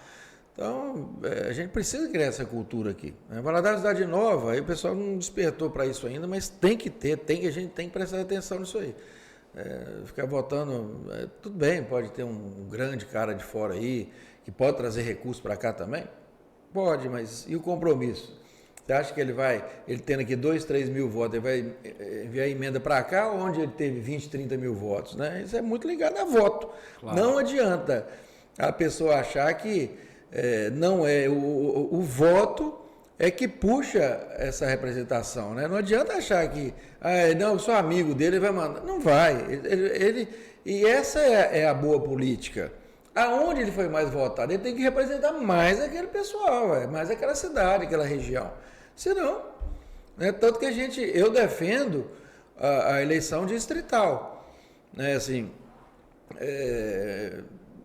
poxa, tinha que ter um colégio eleitoral aqui e bloquear isso, você não votar lá no cara de Belo Horizonte ou lá de Uberaba ou lá do sul de Minas, né? Mas quem está lá no poder não quer isso, né? Porque prejudica. Então, o coitado do Vale do Jequitinhonha nunca vai ter os deputados que deveria ter lá. Né? Então, fica lá. Aí passa a eleição, eles pegam o voto. Aqui também, estou falando do Vale do Jequitinhonha porque é emblemático aí. Mas aqui também, vem cá, estou falando 500 deputados votados aqui. Se ele pegou um voto aqui, ele pegou um voto aí. né? E depois ele vai voltar aqui, ficar de um voto? Não vai voltar aqui, não vai pensar. Ele vai pensar no mapa de votação dele, vai pegar a primeira cidade que foi bem votado, assim como, vocês me desculpem eu falar, o Exílio foi o mais votado aqui. Para onde ele mandou mais recursos? Pode saber no mapa de lá, que foi para cá. E tem que ser para cá, né? Então, essa é a política do voto. Então, vamos votar no gente aqui. Nós temos 200 mil votos e joga fora. A maioria dos votos... Dava para fazer muito mais. Então, você imagina, acho que o Exílio teve 30 mil votos aqui, né? Por aí. Uma coisa assim, né? né? Não sei exatamente, mas acho Que é por muito aí. voto, mas são 200 mil votos. Aí você pega os outros dois com a votação que teve, você não chega a 70. E os outros votos? Cadê? Perdemos eles, velho. Pulverizou. Então e a gente precisa aprender a votar. A realidade para deputado estadual foi ainda pior, né? Pior ainda. E aí a gente vai lá e vota, distribui 1.000 votos para 500, até menos, né? Até vai dar 400 votos na média, vai dar 400 votos para cada... Isso mesmo? Ah, não sei. Isso conta aí, eu não consegui fazer agora, não. Na média vai dar 400 votos para cada candidato, é isso mesmo, é 400 votos para cada candidato. E não vai eleger ninguém. E aí a gente não vira prioridade de ninguém. Não vai eleger ninguém. É essa. Se você for fazer uma análise, quase o mesmo tanto de candidato a vereador. Ué. É verdade. Pra você ver como que é bizarro. Porque geralmente tem 500, né? 500 a 600. E para deputado, 500 deputados votados. Aí a gente pulveriza, eu fiz a conta aqui, viu, galera? Aí na média dá 400 votos por candidato. E aí você pensa, o cara vai fazer, igual o prefeito falou, o mapa lá das 10 cidades que foi mais votado. Essa aí vai entrar 15 onde? cidades, né? Vai entrar no mapa. Não vai entrar no mapa dele. Tem jeito. E aí a gente Matemática pulveriza. simples. Então, galera, ó, esse ano de eleição, vamos votar de quem valoriza, quem está aqui na nossa região, quem conhece, trabalha os nossos por problemas, Valadares. quem trabalha por Valadares, que a gente tem certeza que a gente tem mais frutos aí. E até mais fácil, colher, se né? você tiver aí 10 candidatos a deputado estadual e 5 federal, exemplo, né? É mais fácil até você analisar. Mais fácil até escolher. De escolher, né? Só que não é assim, né? O tanto de gente que tem material e tem aí, acaba contratando uma liderança e acaba tendo voto, né? É um troço. Mas é assim mesmo, né? Então é questão cultural mesmo, né? De amadurecimento democrático, né? Falar de coisa boa, tô querendo puxar o assunto da Sudene. Por favor. Como é que foi toda essa parte de trabalho da Sudene? A gente viu que teve, parece, o presidente chegou a vetar, né? Teve toda essa negociação. Como é que foi conseguir a gente conquistar a Sudene pra gente aqui? E qual que são as perspectivas também, né? Pra gente depois... Imagino que a gente já está começando a colher os frutos da... Sim. Como é que tá tudo isso? Na verdade, lá atrás, né, existiam várias propostas de lei, Câmara, Senado, às vezes pela Câmara, às vezes pelo Senado, com esse sonho de aumentar a região aqui da Sudene. Se eu não me engano, em 2010, o então senador Aécio Neves... Não, ele era vice-presidente da Câmara. Não era senador ainda não. Ele teve um dia de presidente lá e a pauta dele foi incluir algumas cidades aqui do leste de Minas. E chegou aqui até Teoflotone, até Campanário, né, que está a 90 quilômetros de Valadares. E não tinha motivo de não ter chegado até o Rio Doce. Porque se você pegar o Espírito Santo, desde muito tempo, é o norte do Espírito Santo. O norte do Espírito Santo é considerado do Rio Doce, que é ali Colatina, né? Para a esquerda, para o norte. Então aqui também, que tem o mesmo perfil climático, mesma coisa, e aí não entrou, naquela época não entrou. E aí daquela época para cá criou uma curiosidade todo mundo da região. Por que eu vou dar um exemplo ali que a gente convive muito. Campanário, Pescador estão desde aquela época na área da Sudene. Aí você tem pertinho Jampruca, São José Divino, que é a mesma coisa, não entraram. Aí você vai né? Então, aí vai aparecer os deputados fazendo a proposta para aumentar. E aí, eu te falar, boa política é importante. Tinha lá um projeto de lei parado, né? E aí foi levantado esse projeto de lei há uns 4 anos atrás aí, em 2000, até antes da gente assumir lá para 2016, foi levantado lá. E antes até de estar prefeito, eu fui a Brasília várias vezes, e isso aí não é cria de um pai só, é muita gente que tem que estar envolvido. E eu quero render a homenagem aqui ao atual deputado federal, Fabinho Ramalho, que ele estava na vice-presidência. A importância, né, de uma mesa diretora, de qualquer que seja, de vereador, de deputado, de senador. Ele era o primeiro vice e ele articulou, né, então levantar essa lei e começar a trabalhar. O relator foi até o Eros Biondini, também é deputado, né, até tem voto em Valadares. E aí fizeram essa lista de municípios, inclusive uma discussão, na época eu vi a lista, eu vi que estava faltando município, que estava tipo no meio, como eles não conheciam, não, esse município aqui tem que entrar, ele está no meio aqui, não tem condições, aí foram fazendo, inclusive tem município aqui que foi penalizado, né? Me parece, por exemplo, que Inhapim entrou e Apu não entrou, a divisa ali, então vai ter esse problema aí, sempre vai ter. E aí foi colocado em votação na Câmara, que é muito difícil, porque são 513 deputados federais. E com a articulação do Fabinho, o deputado Ercílio não era deputado ainda, passou, né? Leonardo Monteiro era deputado, inclusive ajudou lá também. Então, assim, é uma questão suprapartidária. Isso aí for questão de olhar se foi um partido ou outro, ou uma pessoa ou outra, nós não vamos chegar a conclusão nenhuma, né? É claro que agora vai aparecer o que quer ser o pai, né? E não é assim. E aí foi para o Senado. Chegou no Senado, aí outro problema. Aí não passou nem na Comissão de Constituição e Justiça, porque politizaram lá. O Aécio estava no auge, ele foi o relator, e aí deu uma polarizada lá, PT, PSDB, que não tinha nada a ver, era para falar se o projeto era constitucional ou não, e era, né? Mas perdeu de 21 a 20 lá, e eu até estava no dia lá, perdeu, aí todo mundo engavetou, né? Só que lá no Congresso é diferente das câmaras, né? Aqui quando não passa na Comissão de Constituição e Justiça, para o projeto, engaveta, né? Lá não.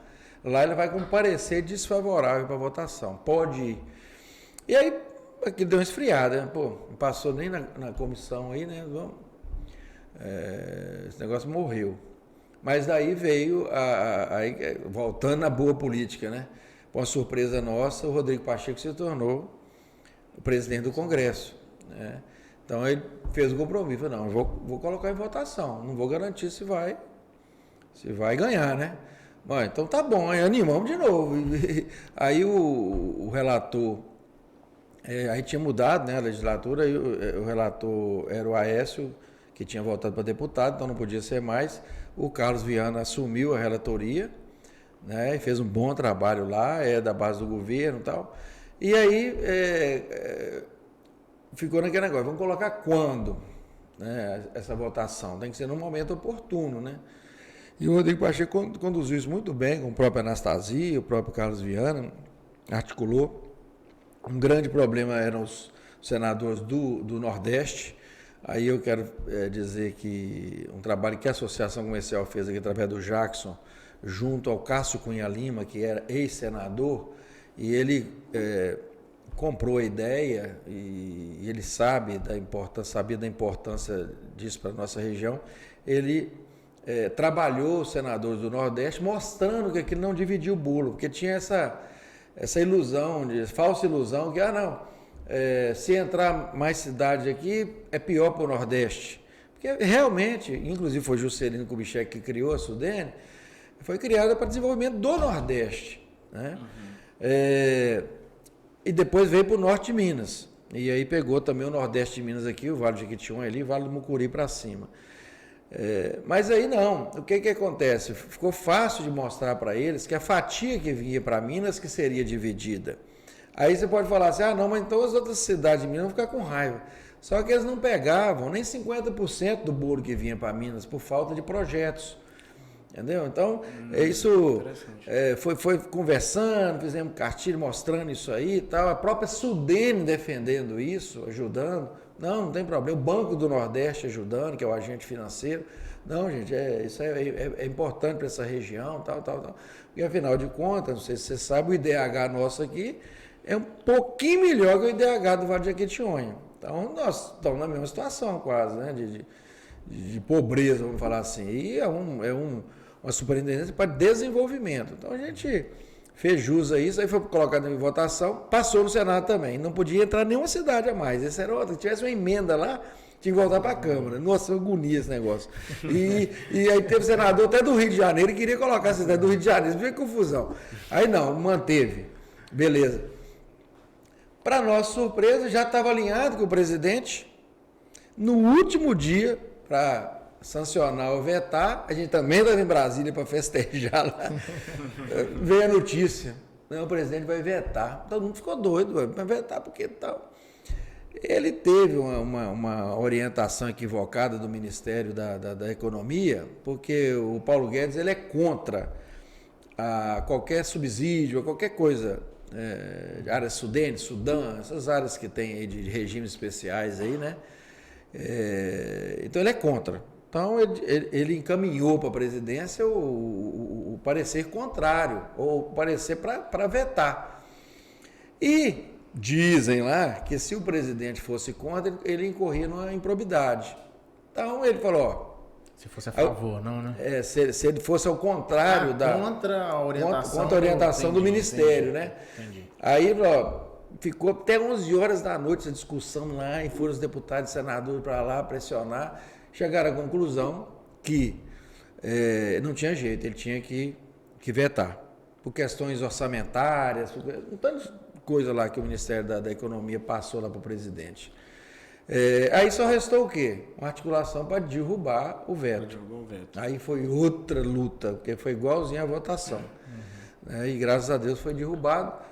E vou falar assim, é bem verdade que o governo não articulou para o veto não ser derrubado, porque ele sabia que ele tinha um compromisso com essa questão. Inclusive foi um problema político no dia lá do veto. O Rodrigo Pacheco ficou doente com o governo, e ele era do governo naquela época e tal.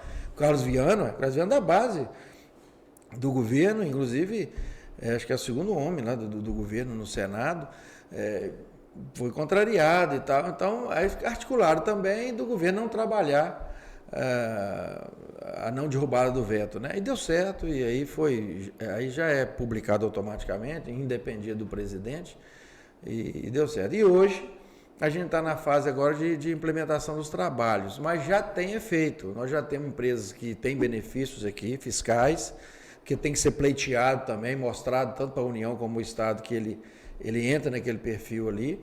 Então, tem empresas que pode ter o benefício de uma redução de 75% do seu imposto de renda, no ICMS também, por estar na área da Sudene. Aí, juros bem mais baratos que o mercado, junto ao Banco do Nordeste. O Banco do Nordeste tive uma reunião essa semana já, nesse primeiro semestre deve abrir uma agência aqui, já está no planejamento. Enfim, hoje, Valadares, existia 51 cidades, são chamadas cidades irradiadoras, são as cidades polos dessa área toda da Sudene. Hoje eu participei da reunião que Valadares foi incluída, então é G52, Valadares é uma das cidades agora. Então está tudo maravilhosamente caminhando bem, e assim, um sonho, né, que foi realizado, é uma coisa que era muito distante, daí a pouco virou realidade, e muita gente nem acredita ainda. Então eu falo até para os empresários aí, eu sempre pergunto, cara, você já foi atrás do seu benefício? Você tem benefício fiscal aí, principalmente da indústria de transformação, não sei o que, tem benefício. Só que você não vai cair do céu, você tem que ir atrás lá e pleitear um regime especial lá, entendeu? Então tá indo bem, a gente agora já está procurando uma área para um segundo distrito industrial, porque já está começando a demanda, mesmo porque o nosso é praticamente todo ocupado. Então eu acho que assim, no médio prazo, nós vamos ter um problema, que hoje nós já estamos vivendo em Valadares sem a pressão da Sudene, né? Sem os benefícios da Sudene. Falta de mão de obra. Por incrível que pareça, a gente tinha aqui falta de emprego. Nós já estamos sofrendo falta de mão de obra, principalmente qualificada. Então, vamos prestar atenção, quem puder se qualificar, tem muitos meios de se qualificar.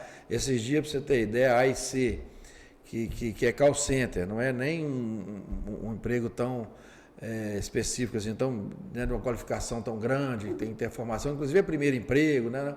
Abriu aí 400 postos de trabalho, estava com dificuldade de conseguir, né?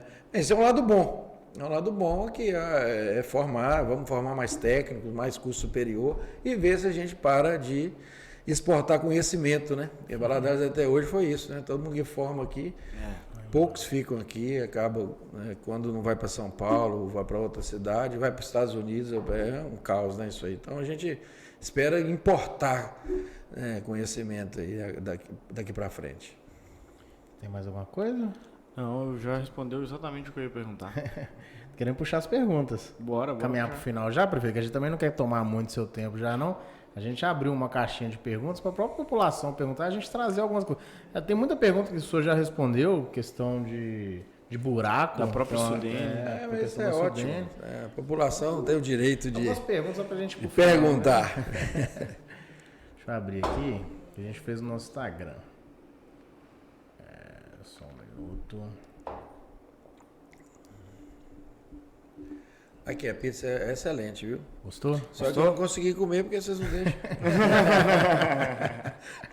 Deixa eu sair do ar e vocês vão ver. Mas foi ótimo, gostosa. Tem uma pergunta interessante aqui, ó. Do Henrique. A gente fala nome aqui, viu, gente? Se vocês perguntaram achando que ia ser segredo, a gente fala nome. Henrique Leander F. Essa pergunta aqui é interessante por causa da questão da enchente. Após a lama seca da enchente, será feito algum tipo de limpeza nos bueiros para não alagar nas chuvas? Sim, nós estamos contratando mais carros. Nós temos só uns 2 caminhões de hidrojato que a gente chama aí. Esse era um recurso que a gente estava procurando no governo federal, para a gente contratar uns 20, 30 caminhões e dar uma tacada. Mas com essa notícia de vir 190 mil, deu uma desanimada. Mas nós já vamos trabalhar nisso aí. E realmente, quando tem enchente, entope os bueiros mesmo. Então tem que ter paciência. Tanto que essas chuvas fortes aí, você viu que dava até umas mini enchentes lá na ilha, em outros bairros aí, porque entope mesmo. Mas nós já estamos trabalhando nisso aí. Pergunta do aeroporto. Sobre as obras do novo aeroporto, a prefeitura... Não sei se é devido à prefeitura, mas vamos perguntar. Caio Reis F. Sobre as obras do novo aeroporto, a prefeitura vai tentar ver voos da Gol, Latam? Sim.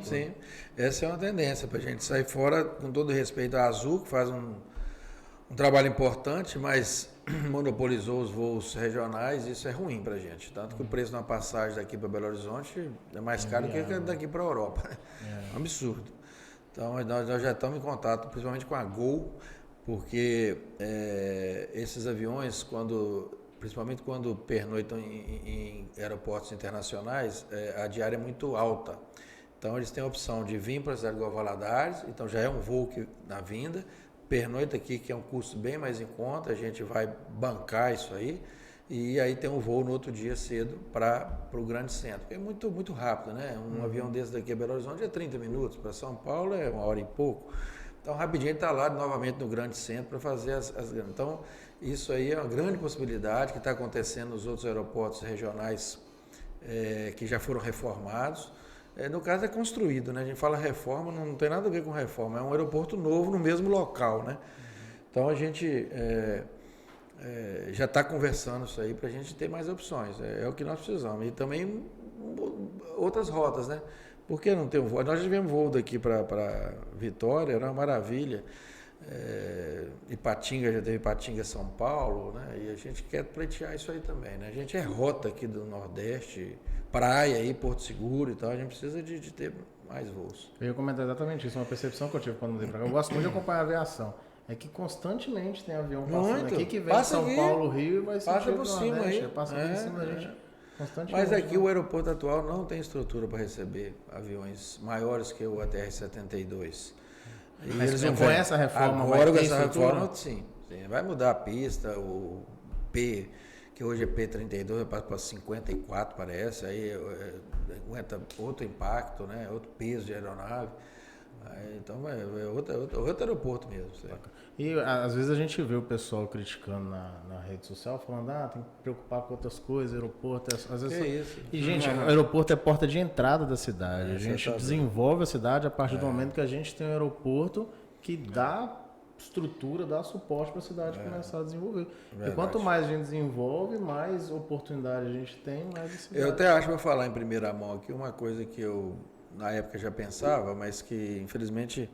Você chegar para um governo federal e argumentar isso é complicado. Porque isso aí vem num programa, não sei se você lembra, até da presidente Dilma lá atrás, que não sei quantos aeroportos, 270 aeroportos no Brasil, tal, isso ficou parado. Depois reativou, então esse recurso é oriundo daquele programa, mas já em outro governo, né? Aí o que acontece? Imagina bem, nós temos ali um aeroporto que ele tem uma área restrita por causa da linha férrea, da proximidade com Santa Rita e também com o outro lado que está crescendo muito ali. São dois cemitérios, um na cabeceira, outro na outra. Então a pista hoje, para você ter ideia, ela tem 1.700 metros. Ela é só homologada de 1.400, por causa dessas restrições. Questão de aproximação de voo, por ter a linha ali, pode ter aparelhagem que for, que a gente investiu lá R$2 milhões em aparelhagem. Não consegue nunca ter voo cego. Se tiver o teto muito baixo, não vai ter voo. Por quê? Por causa dessas restrições. Você tem que ter 150 metros do eixo da pista para um lado e para o outro, e nós não conseguimos isso ali. Então eu defendia isso na época, comecei a defender, depois que eu vi que não ia dar certo, falei, isso aí tem que ser um projeto de futuro. Mas o que era o certo? Aquele recurso ali são 36 milhões do governo federal. E Patinga, não sei se você sabe, fez uma reforma outro dia lá. Então o que era o certo?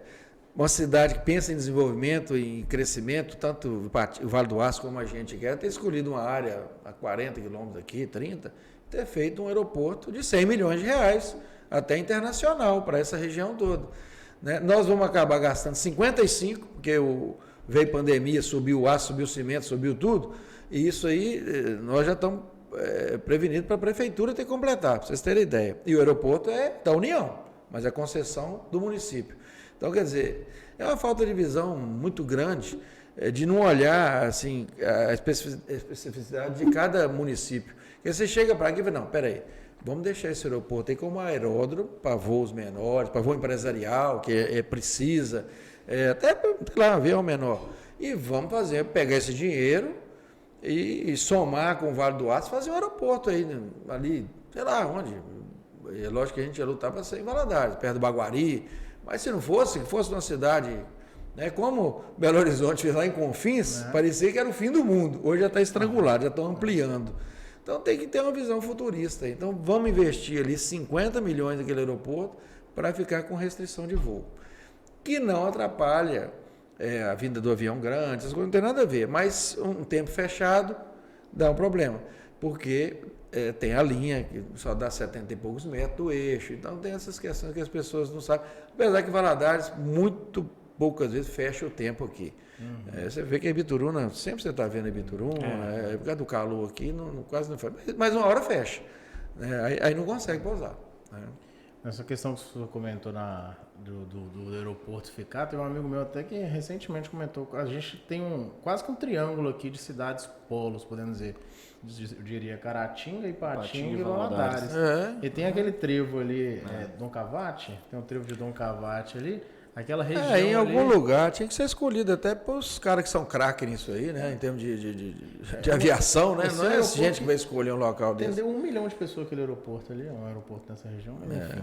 Mas E aí, o prefeito vai falar assim, não manda esse recurso. Eles estão mortos. Está morto, tem que fazer isso aí, né?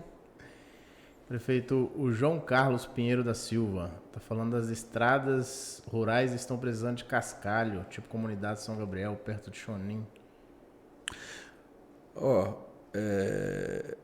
É João Carlos, né? Veja bem, eu até É João Carlos. João Carlos, desafio aí para lembrar de outro prefeito que cuidou tanto das estradas como a gente, eu já consegui. Muito agregado siderúrgico, que inclusive é um convênio que a gente tem com a Uzi Minas, nunca teve aqui. Britão da Vale, é muita coisa que a gente fez. Só que é o seguinte, estrada vicinal, toda vez que tem muita chuva, vai dar problema em algum lugar. Você conserta aqui, vai preservar aquele ali, mas vai dar aqui. Então você tem que ir consertando. Então tem que ter um pouco de paciência. E como nós fizemos o mutirão aqui na cidade, para limpar a cidade, pós-enchente, nós vamos fazer um mutirão para as estradas vicinais agora. É só parar de chover. Agora, a chuva está assim. Meu pai tem 80 anos, falou que nunca viu tanta chuva em Valadares. Ele está aqui desde os 16 anos dele. Ele falou, eu nunca vi isso. Agora, para o carnaval, está marcado 200 tantos milímetros de chuva. É coisa que não chovia. Então, as coisas... Então, se você vai com o maquinário para a estrada de chão e começa a mexer e chove, aí piorou. Então, o que nós estamos fazendo agora? Estamos dando acesso. Não interrompeu, vamos dar acesso e tal. Caiu muita ponte, muito bueiro, nós estamos cientes disso e nós vamos fazer um mutirão para na hora que parar realmente a chuva aí, a gente atacar as estradas vicinais. Aí. Prefeito, último tema aqui que a gente foi bombardeado, eu nem vou falar nome porque vieram de vários locais, é o pessoal questionando a questão dos concursados. Como é que está isso? Como é que a prefeitura está vendo? Qual que é a perspectiva? Bom, primeiro, muita gente confunde, acha que a prefeitura não quer chamar os concursados. Não existe isso. Primeiro, depois de muitos anos, nós fizemos um concurso agora. Desculpa. O concurso ele é muito importante para a prefeitura, principalmente para o IPREM, que é a nossa previdência própria. E além da gente ser cobrado pelo Ministério Público, né, porque nós contratamos muito. Então, porque se contrata e o contrato é temporário, não, peraí, então não precisa, vamos fazer o concurso. Então, são 1.200 e poucas vagas. Nós tivemos muito problema por causa da pandemia e também por causa das empresas que você tem que licitar para fazer os exames, que são terceirizados, que a prefeitura não tem condições de fazer. Última etapa vai ser chamada agora, convocada, ia ser chamado em janeiro, teve enchente, muitas pessoas estavam envolvidas na enchente, pediu para prorrogar essa chamada, porque se você chama não vai, chama o suplente, né? O seguinte, então é injusto. A pessoa está lá ilhada, por exemplo. Então agora vai ser chamado, já autorizei semana passada a Secretaria de Administração já fazer a última etapa e nós já vamos começar a chamar. Acredito que agora, mês de março, já começa a chamar os concursados. Eu estou falando acredito porque depende desse último exame, que é um exame admissional mesmo, e nos interessa. Muita gente, inclusive eu recebo direto no WhatsApp aqui, o senhor está falhando muito, não está chamando concursados, o quê?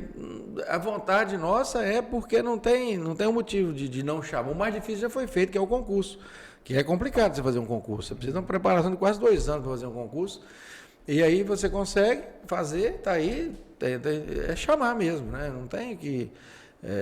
ele não traz malefício nenhum, só benefício para a prefeitura, para as pessoas que vão ingressar numa carreira e principalmente para o nosso Instituto de Previdência, que é o IPREM, que hoje a gente está fazendo um trabalho para não deixar o IPREM acabar, que fizeram com ele ao longo dos 30 anos que ele foi criado, aí é um absurdo. Então e isso aí vem reforçar. Por quê? Porque vai ter contribuição e uma aposentadoria longe, né? Esses que vão entrar, esses 1.000 e tantos, né? Então isso ajuda o IPREM. Então a gente vem trabalhando nesse sentido, então pode ficar tranquilo aí, todo mundo que foi aprovado aí que vai ser chamado o mais rápido possível. Bom demais. Bom demais. Vamos finalizar? Bora. Prefeito, deixa seu recado final por aí, o pessoal que está te assistindo, vou dar uma mensagem. Eu queria agradecer muito a vocês, parabenizar, né? Um papo divertido e gostoso, inclusive. e realmente, bacana os jovens aí interessados, principalmente na política, né? E eu acho que é isso que vai fazer a mudança. Como eu falei no começo, eu acho que eu inspirei muita gente a entrar na política, até quem não tinha nada a ver com a política, porque tem o espaço, né? E se as pessoas não entrarem, não encararem, pelo menos discutir, mas a pessoa acha que entrar na política é só vencer a política, a eleição ali, não é. Participar mesmo, tá ótimo, né? Se participar. Claro que a gente, também um recado para aqueles que entram na política para ficar trabalhando a fake news, a desinformação aí, e que é totalmente ao contrário do que vocês estão fazendo aqui. Isso é ótimo, né? Então, parabéns. Eu fico à disposição para voltar outras vezes, viu? Muito obrigado a vocês. E toda a equipe aqui presente. Né? Tem um ali que eu chamo de drone. A gente não tinha drone lá na prefeitura, tinha dinheiro para comprar, e o Pedrão aparecia lá, né? Eu falei, para que drone é o homem aí, a altura dele aí? 2 metros de altura. Ele mesmo já fica lá em cima lá. Só levantar o braço, fazer o barulho. Então, parabéns aí a vocês, viu? Bacana mesmo. Obrigado, a gente agradece a sua presença, a disponibilidade de vir aqui conversar com a gente, levar informação para as pessoas. Passou sem sentir. A gente está muito feliz e satisfeito. Foi ótimo, parabéns. A gente agradece. Obrigado. Foi uma honra, igual eu falei no começo, inenarrável te receber aqui. Com certeza, não seria, não tinha pessoa melhor para abrir essa agenda nossa política, que a gente quer agora chamar pelo menos uma por mês, principalmente nesse ano 2022, que é muito importante. Tem que ser um por semana o tanto de candidato. Vai dar tempo mesmo. Que 2022 seja um ano de muito sucesso para Valadares, né? Que a gente possa obter resultados aí, que eu tenho certeza que a gente eu acredito que vai ser, apesar de que começamos com enchente, mas eu falo o seguinte, gente. Até queria falar um assunto, pode, rapidinho? Pode, claro. Eu fui a Vitória com a comitiva nossa aqui para conhecer um trabalho que tem lá, principalmente, porque Vitória, o Espírito Santo tem 7 portos, né, como Tubarão, os outros lá, eu nem sabia, tem 7. E sempre eles têm um problema de assoreamento. Então eles têm que fazer o desassoreamento, que é uma dragagem que não tem nem empresa no Brasil que faz. A gente estava conversando sobre essas coisas. Não tem nem empresa no Brasil que faz. Geralmente é empresa holandesa, belga, lá, porque aqueles países lá, a Holanda é abaixo do nível do mar, né? Quase todo o país. Então eles são especialistas nisso. A gente foi lá para conhecer a macrodrenagem de Vila Velha, que eu nem sabia disso. Vila Velha, quando a maré está alta e coincide uma chuva forte, ela inunda muito. E aí o que eles estão fazendo? Tem aqueles canais lá de Vila Velha, eles estão levando o canal tudo para um local que aí tem um negócio sensacional, aí fecha o canal com a comporta e ali pega e drena, ou seja, não tem enchente mais, não vai ter em Vila Velha mais. Mas essa é a solução de Vila Velha. E aí eu levei para lá, falei, eu quero solução para o Rio Doce, porque ninguém aguenta, quase todo ano agora tem enchente, né? É claro que a gente sabe que o rio está assoreado. O rio está assoreado. Então, o que nós podemos fazer? O que nós podemos fazer? Então, eles falam, não, tem condições. Hoje nós estamos desassoreando, para você ter ideia, fazendo a dragagem do rio Madeira, que é um rio preservado, é um rio com mata, tudo lá, só que para ter uma navegação melhor, estão fazendo a dragagem do rio Madeira. Falei, quantos quilômetros? Não sei quantos quilômetros. Aqui a proposta, então, é de fazer um desassoreamento da represa do Baguari abaixo de Valadares, que daria 43 quilômetros, sabe? Ia baixar 3 metros, para ter espaço para água. Porque se você perceber bem, a gente tem um enchente por causa de 1 metro, né? Se ela só chegasse a 2, não fosse a 3 e tanto, não teria enchente. Então, eles estão fazendo estudo, a gente pediu um pré-estudo, aliás, e está muito oportuno, porque nós vamos pleitear, junto à Vale e as empresas donas da Samarco, esse recurso, que não é pouco. Por exemplo, Vila Velha é uma obra do governo do Estado, para fazer isso aí, estão gastando 450 milhões de reais. Então, é um negócio muito alto para o município fazer. Mas na repactuação que a gente está trabalhando, da tragédia de Mariana, a Vale já aceita pagar para o Estado, União e municípios mais de 100 bilhões. A União deve sair com uma boa parcela, em torno de 15 a 20 bilhões. Então, nós vamos pleiteei lá no último encontro que teve, dia 14, o último agora, em Aracruz, o ministro estava lá, o ministro do Meio Ambiente, e falei assim, olha, a gente quer obra estruturante para a nossa região. E o Rio é federal. Se a União vai receber um recurso bom, vai levar esse recurso para onde? Para outra bacia? Tem que gastar. E a cidade mais impactada, aí eu mostrei um vídeo lá, foi muito oportuno, inclusive hoje o pessoal me ligou de Brasília, que repercutiu muito bem. Nós queremos que gaste aqui, ué. No Vale do Nada Rio mais Doce, justo, velho. A tragédia é aqui. É.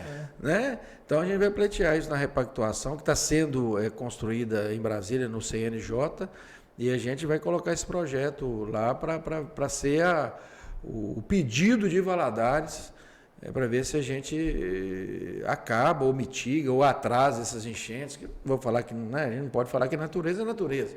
E nós fomos para dentro do rio também. Né? A verdade é essa, né? Mas eu acho que se a gente tiver uma caixa do rio melhorada ali, e inclusive tem outras tecnologias também, você pode fazer diques, você pode, com a própria, o desassoreamento do rio, você faz diques, você coloca em bags, e eles têm várias tecnologias lá, sabe? Falei, ó, eu não sei o que é melhor, vai lá, estuda Valadares e apresenta a solução pra gente. Então, ou seja, tem a viabilidade, precisa de recurso. Né? Recursos Valadares tem para isso? Não tem. Né? O orçamento nosso aqui é menos de 1 bi por ano. Você imagina você falar em 500 milhões ou 1 bilhão para Valadares. Você não vai fazer. A gente receber esse salário aí, né? Você não vai fazer a obra. Você não vai fazer a obra. Então tem que ser obra de Estado e da União mesmo. E o Rio é federal.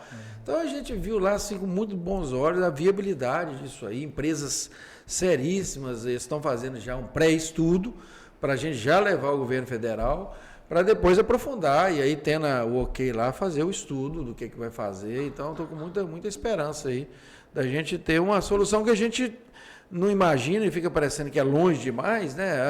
Vai tirar, desassorear o rio, tá doido, tá? Eles fazem a batimetria, porque tem lugar que vai ter que tirar rocha, tem lugar que vai ter talvez um local de escape de água, eles falaram que tem muito isso. Você pega aí antes de Valadares, localiza uma área onde você, não, vai chover muito semana que vem, você já desvia a água para ali, para na hora que chegar a cheia, ter espaço para ir embora. Então tem tecnologia para isso. Agora, é isso que eu falei, né? Precisa de um recurso maior, mas eu acho que a gente tem que pleitear, que está no momento certo, que vai ter a repactuação agora, e a Fundação Renova, a tendência dela ficar só com o que aconteceu daqui para trás, e daqui para frente é um novo pacto com a Vale, BHP, as empresas todas aí, para realmente vir um benefício, um legado, porque eu até discuto, a indenização individual, beleza, você teve prejuízo, você e tal, ótimo, mas o que ficou para a cidade? Né? O que ficou para a comunidade mesmo? Não precisa, a nova captação vai ficar, que está aí devagar, mas está saindo, vai sair, que inclusive é acordo na justiça, né? Já está aí, sei lá, 40% pronta, 30%, sei lá, mas é porque a gente cobrando saia fiscal, a gente cobra, dos 35 quilômetros de adutora tem 17 pronto, então está menos da metade. Mas vai sair. Então isso é um legado que vai ficar. Né? Parar de preocupar com a água do Rio Doce e pegar a água do Rio Corrente, que é uma água melhor, e nunca vai ter barragem que não tem acima, não tem enchente, não tem problema nenhum para captar água. Então precisa deixar o legado para o coletivo. Né? A indenização individual é importante, mas se não pensar no coletivo não vai sobrar. Então, acho que essa questão da dragagem do Rio Doce, o desassoreamento, é uma questão que nós devemos brigar por ela, que tem viabilidade. Agora eu vi lá no Espírito Santo que tem. Muito bacana legal. demais você trazer esse assunto. A gente estava conversando muito sobre isso há um tempo atrás, justamente por causa das enchentes e discutindo, dois leigos, né? Mas discutindo solução qual que seria a solução. Solução tem, só tem que legal qual escutar isso aí. Então é Muito bacana. massa. Tenho certeza que. Porque a gente vê, foi 2 anos, 2 anos, né? Foi um ano com enchente, um ano sem, um ano com enchente de novo. Então, esse aumento de frequência, se a gente não correr atrás, igual o senhor está fazendo esse trabalho, vai ser ano após ano que a gente vai ter prejuízo. Justamente. Antigamente a enchente vinha de 20 em 20 anos, né? Quando vinha uma cheia só de água suja, né? Agora virou esse caos dessa lama, então nós temos que correr atrás para desassorear mesmo. Perfeito, beleza. Parabéns pelo trabalho. Obrigadão por ter aceitado o convite. Tá lembrando dos presentes? Não? Rapaz, estou esquecendo os presentes aí. Tá vendo? Prefeito, nós temos rapaz. Nós temos... A Backstage mandou um presente. Pessoal da Backstage. Obrigado. É o Tião lá, não? Mas Foi o Pedro. Pedro é filho. Foi o Pedro e o Douglas. Obrigado, Obrigado. Vou abrir então. A gente não bebeu cerveja, prefeito, mas fica a cerveja Nossa, aí, ó. Pesado, é. pesado. A Pesado, gente não bebeu, bacana, mas hein? fica aí pro seu churrasco. É o carnaval aí no domingão. agora, pô. Carnaval, isso aí. Verdade. Deixa comigo. Tem 3 rotas aí da House Malt. Muito obrigado. É aí. importante dizer que o pessoal da House Malt quiser presentear também, a House Malt tem essa opção. Exatamente, é um bom... A primeira vez dia. que nós estamos trazendo aqui no... É uma excelente Aí, opção ó, de presente aí pra todo Bacana. mundo. Fica a dica. Muito obrigado aí, viu? A vocês aí. Obrigado mesmo. E E é isso. vamos finalizar? Bora finalizar. Perfeito. Mais uma vez te agradecer, parabenizar pelo trabalho, parabenizar por essa liderança em Governador Valadares. E é isso. E pra vocês que ficaram até aqui, A direção muito tá chamando a obrigado. atenção ali, ó. Nós Muito esquecemos no começo de novo. Pessoal, se inscreve, deixa o sininho, assina o sininho, deixa o comentário. Opa, tá naquela câmera ali. Deixa o comentário aí, se inscreve no canal, vai lá no nosso Instagram, @bitcastgv. Isso. Segue a gente lá, dá um apoio, que a gente está fazendo esse trabalho aqui, trazendo todos os tipos de informações, um retrato de todos os ângulos de Valadares, para que você possa formar a sua percepção da nossa cidade, do ângulo de outras pessoas. É isso? É isso. Agradecemos quem ficou até aqui e até a próxima. Valeu. Obrigado.